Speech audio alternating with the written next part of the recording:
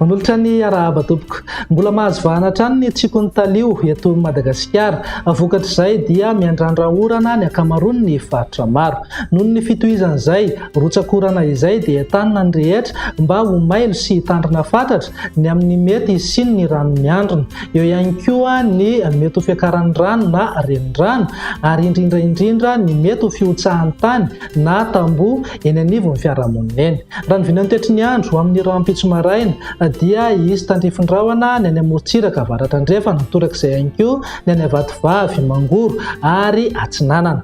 Anjombona na andrahona amin'ny faritra sisa mety hisy ihany ny erijika isina tandrifin-drahona eny antsefatsefany eny ho antsika eto amin'ny afovoan-tany mihazo amin'ny faritra avaratra andrefana. Raha ny tolakandro indray dia andrahona na andrahona mitsitokotoko ny any amin'ny faritra Menabe, Iorombe, Atsimo andrefana, Androy ary Anosy. Mety hisy ihany ny erijika isina tandrifin-drahona amin'ny serana any amin'ny atitany ny faritra Atsimo andrefana. Ny faritra hafa kosa dia miandrandra oram-baratra avokoa. Raha ny VINAN'NY maripana eo amin'ny 3 degré ny any amin'ny tapany avaratra i Madagasikara, 5 na 20 degré ho antsika eto amin'ny afovoan-tany.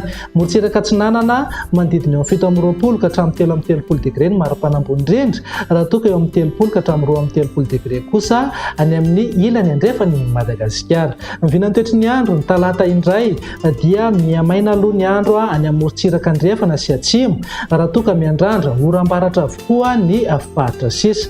Andrahona mety arahana tandrifin-drahona indraindray ny any amin'ny faritra Atsimo atsinanana, Iorombe, ny atitany ny Atsimo andrefana, Androy, Anosy, torak'izay ihany koa ny atitany ny faritra Menabe. Ny VINAN'NY maripana tsy dia misy fiovana firy fa 30 degré hatrany any amin'ny tapany avaratra Madagasikara, 4 na 5 degré kosa ho antsika eto amin'ny faritra anatiny.